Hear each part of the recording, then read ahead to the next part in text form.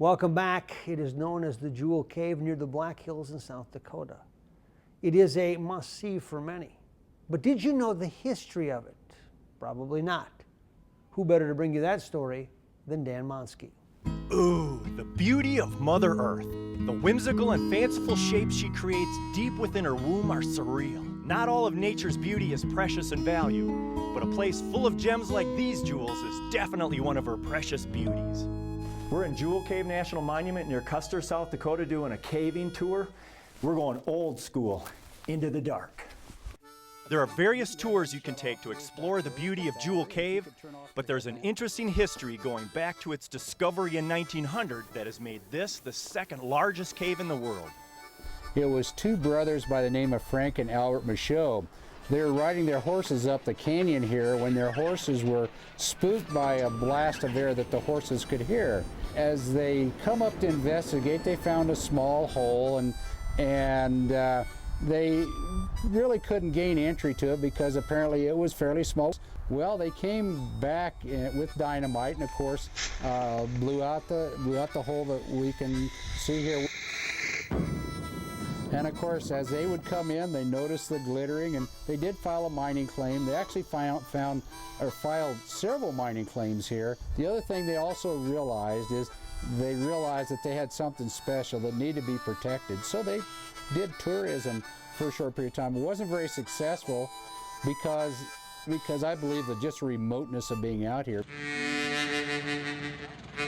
Soon came the American obsession with the automobile, and visitors began trickling in.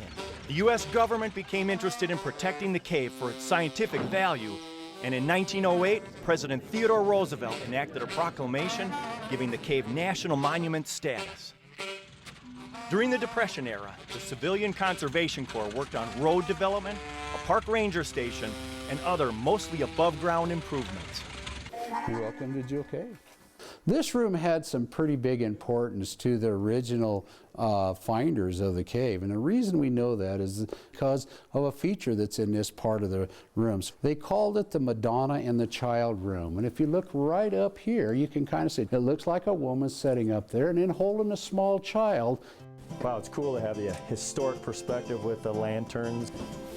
Now you're starting to see some formations in here.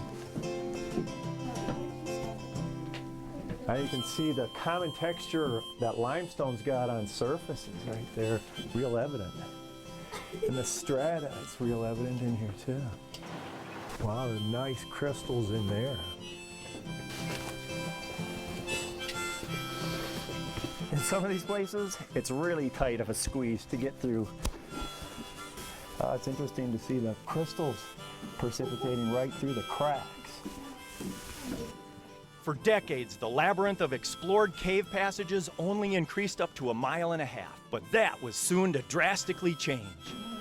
Herb and Jan Kahn, very interesting, great people. Herb and Jan were invited into the cave in 1959. They were actually rock climbers who had moved from Maryland to South Dakota to climb in the Black Hills, especially around the knees. As a matter of fact, Jan Kahn was the first woman to free climb Devil's Tower over 50 years ago. Anyway, Herb and Jan were invited in the cave by a geologist who was also a rock climbing enthusiast by the name of Dwight Deal.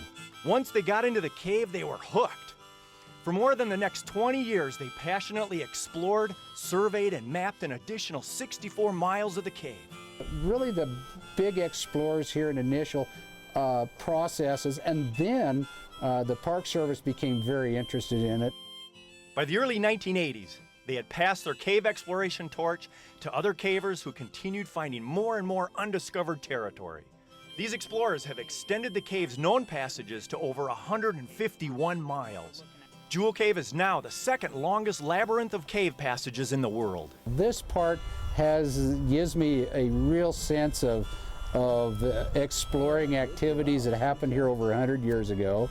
And of course, as I walk in this, I know the history of people who have walked before me, and that nostalgic part of it has always been a phenomenal experience. Then you extend it over to the specialty of the scenic tour, and all the beauty down there, the formations and the thick, heavy layers of crystal. You know, I don't know how many thousands of times I've taken tours in, but every tour is a special tour simply because it's a different experience. And I've always really enjoyed nature at its height, and so when I walk through here, I'm always walking through the natural processes. Jewel Cave is a unique treasure. There are wonders here like nothing else in our world. They are delicate and fragile and can take millennium to develop. We can thank the explorers who have squeezed, crawled, and climbed through miles and miles of the cave's complicated maze of passages for years and years, pursuing their passion, and in turn bringing an incredible world into the light for us to learn from and enjoy. When we come back, we'll wrap up this edition of Life to the Max. Stay with us. Life to the Max is brought to you by Life Touch, photography for a lifetime.